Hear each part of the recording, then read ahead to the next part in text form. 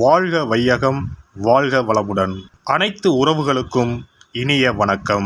ஜோதிட சாஸ்திரம் 27 நட்சத்திரங்களையும் 12 ராசிகளையும் நவ கிரகங்களையும் அடிப்படையாக கொண்டுதான் இயங்கி வருகின்றன. இதில் நவக்கிரகங்கள் ஒவ்வொன்றும் ஒவ்வொரு விதமான குணநலன்கள் கொண்டவை. நவ கிரகங்களில் குருவை அடுத்து இரண்டாவது சுப கிரகமாக திகழ்பவர் சுக்கிரன். தனகாரகன் குரு பகவான் பணத்தை தருகிறார் என்றால் அந்த பணத்தை சந்தோஷமான வழிகளில் செலவு செய்ய வைப்பவர் சுக்கிரன். ஒருவர் பணத்தை பற்றி கவலைப்படாமல் செலவு செய்கிறார் என்றால் அவர் சுக்கிரனின் ஆதிக்கத்தில் பிறந்தவர் என்பதை அவரின் ஜாதகத்தை பார்க்காமலே அறிந்து கொள்ளலாம். சுக்கிர பகவான் கலைகளுக்கு அதிபதி என்பதால் எழுத்து, இசை, பாடல், நடனம், நாடகம், பாட்டு, சினிமா ஆகியவற்றில் புகழ்பெற ஜாதகத்தில் சுக்கிரன் நல்ல நிலையில் இருக்க வேண்டும் என்பது அவசியம். சுக்கிர பகவான் ஜாதகத்தில் எந்த நிலையில் இருந்தாலும் ரிஷபம், துலாம், மிதுனம், கன்னி, மகரம் மற்றும் கும்பம் ஆகிய 6 ராசிக்காரர்களுக்கு துன்பத்தை விளைவிப்பதில்லை.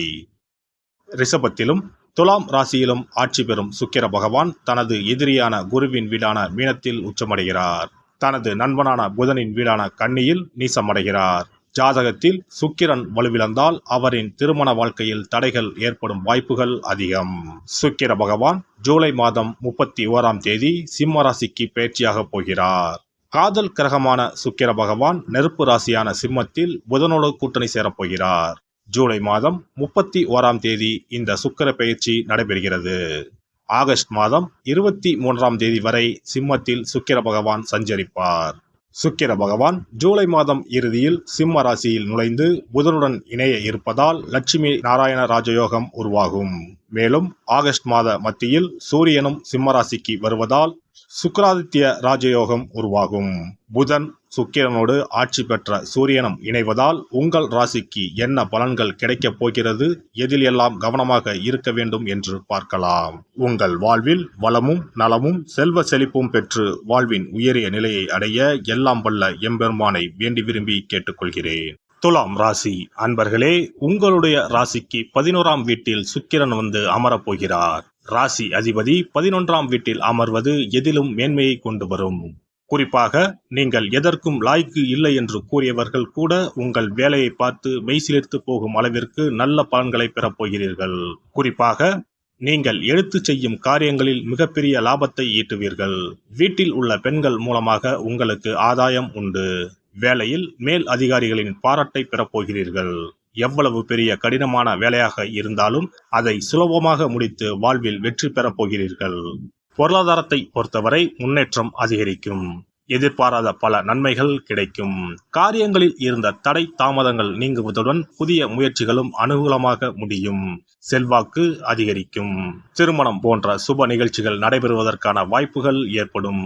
புதிய வீடு, மனை, வாகனம் வாங்க யோகம் கைகூடி வரும். வீட்டில் இருந்த பிரச்சனைகள், உறவினர்களிடையே இருந்து வந்த கருத்து வேறுபாடுகள், பொருள் இழப்பு முதலியன நீங்கும். ஆனால் உறவினர்கள் வகையில் மனக்கசப்பு வரலாம். அவர்களிடம் அதிகம் நெருங்கி பழக வேண்டாம். பிரிந்த தம்பதி ஒன்று சேருவார்கள். கணவன் மனைவிக்கு இடையே பாசம் மேலோங்கும். சிலருக்கு குழந்தை பாக்கியம் கிடைக்கும். சகோதரர்களுடன் அனுசரணையாக நடந்து கொள்ளவும். அவர்களால் ஆதாயமும் உண்டாகும். சொத்து சம்பந்தப்பட்ட பிரச்சனைகள் சுமூகமாக முடியும். வழக்குகளில் சாதகமான தீர்ப்பு கிடைக்கும். பணியாளர்களுக்கு அலுவலகத்தில் மதிப்பும் மரியாதையும் அதிகரிக்கும். அலுவலகத்தில் இருந்து வந்த அலைச்சல், பணிச்சுமை குறைவதால் உற்சாகமாக காணப்படுவீர்கள். நிர்வாகத்திடம் முக்கிய கோரிக்கை வைப்பதற்கு உகந்த காலகட்டம் இதுவாகும். அலுவலகத்தில் எதிர்பார்த்த கடன் உதவிகள் கிடைக்கும். தொழிலதிபர்கள், வியாபாரிகளுக்கு அரசின் சலுகைகள், வங்கி கடன் போன்றவைகள் கிடைக்கும் காலகட்டம் இதுவாகும். பணியாளர்களின் ஒத்துழைப்பு நன்றாக இருக்கும். அவர்களின் சாமர்த்தியத்தால் விற்பனையும் லாபமும் அதிகரிக்கும். பெண்கள் கணவர் மற்றும் அவர்கள் குடும்பத்தாரின் அன்பை பெறுவீர்கள். மதிப்பு மரியாதை அதிகரிக்கும். உறவினர்களிடம் சுமூக நிலை ஏற்படும். புத்தாடைகள், நகைகள் வாங்கலாம். விருந்து விழா என்று சென்று வருவீர்கள். அலுவலகத்தில் உற்சாகமான சூழ்நிலையே காணப்படும். சுக்கிர பகவானின் அருளை பெற கும்பகோணம் அருகே இருக்கும் சுக்கிரனுக்கு உரிய ஸ்தலமான கஞ்சனூர் சென்று வழிபட்டால் சிறப்பான பலன்களை பெறலாம். சென்னையில் இருப்பவர்கள் மாங்காட்டில் இருக்கும் வெள்ளீஸ்வரர் கோவிலுக்கோ, மயிலாப்பூரில் இருக்கும் வெள்ளீஸ்வரர் கோவிலுக்கோ சென்று வழிபட்டால் சிறப்பான பலன்களை பெறலாம். இனி சுக்கிர பகவானின் அருளை முழுமையாக பெற வெள்ளிக்கிழமையில் செய்ய வேண்டிய வழிபாடு என்ன என்பதனை பற்றி காண்போம். வெள்ளிக்கிழமை என்பது தெய்வ வழிபாட்டிற்கு உரிய நாளாகும். அதிலும் குறிப்பாக மகாலட்சுமியை வழிபடுவதற்கு சிறப்பான கிழமையாக கருதப்படுகிறது. நமக்கு செல்வத்தை வாரி வழங்கக்கூடிய மகாலட்சுமி தேவியும் குபேரனும் நம்முடைய பூர்வ ஜென்ம கர்ம வினைக்கு ஏற்ப பலாபலன்களை கொடுக்கிறார்கள். அதை அனுபவிக்க செய்யும் பொறுப்பு சுக்கிர பகவான் பார்த்து கொள்கிறார். ஒருவர் செல்வந்தராக இருப்பதற்கு ஜாதகத்தில் சுக்கிரன் அருள் கட்டாயம் இருக்க வேண்டும். சுக்கிரனுடைய அருள் பெற வெள்ளிக்கிழமையில் சுக்கிரஹோரை வரும் நேரத்தில் இவ்வாறு வழிபாடு செய்தால் சுபபோக வாழ்க்கையை அனுபவிக்க முடியும். ஒருவருடைய ஜாதகத்தில் சுக்கிரன் நீச்சம் பெற்றால் உடல் ரீதியான ஆரோக்கிய ரீதியான பாதிப்புகள் ஏற்படும். சொத்து சுகங்கள் எவ்வளவு இருந்தாலும் அதை முழுமையாக அனுபவிக்க முடியாமல் செய்துவிடும். பெரிய பெரிய பணக்காரர்களை எடுத்துக்கொண்டால் அவர்களிடம் எவ்வளவு காசு கொட்டி கிடந்தாலும் சுக்கிர தசை இல்லை என்றால் அவ்வளவு பணமும் வீண் விரயமாகத்தான் போகும். குறிப்பாக மருத்துவ செலவுகள் செய்தே சொத்துக்கள் அழியும் நிலை வரும். இதற்கு சுக்கிர பகவானுடைய வழிபாடு நல்ல ஒரு பலனை கொடுக்கும். சுக்கிர பகவானுக்கு வெள்ளிக்கிழமை என்பது உரிய தினமாகும். சுக்கிரன் அருள் பெற வீட்டில் வெள்ளி பொருட்களை பயன்படுத்துவது நலமாகும்.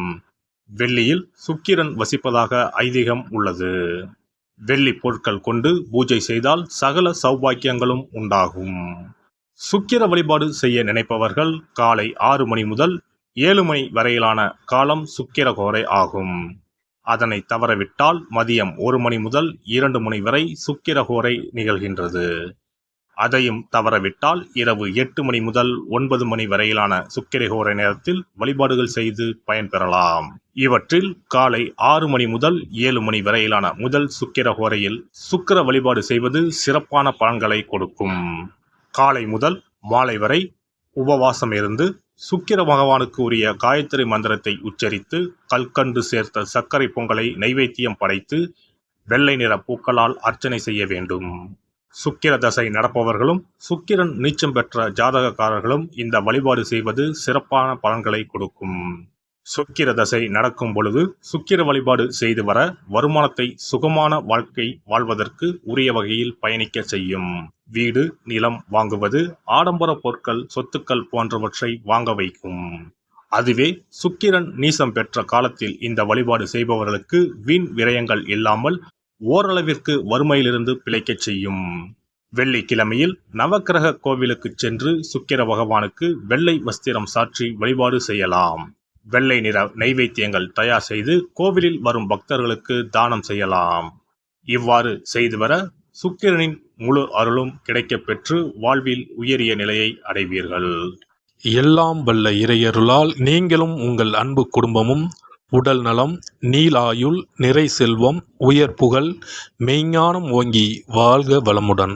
இந்த வீடியோ பதிவு உங்களுக்கு பிடித்திருந்தால் லைக் பண்ணுங்க, கமெண்ட் பண்ணுங்க, ஷேர் பண்ணுங்க, மறக்காம சப்ஸ்கிரைப் பண்ணுங்க, பக்கத்துல இருக்கிற பெல் பட்டனை கிளிக் பண்ணுங்க. நன்றி, வணக்கம். ஓம் நமச்சிவாய, சிவாய நம.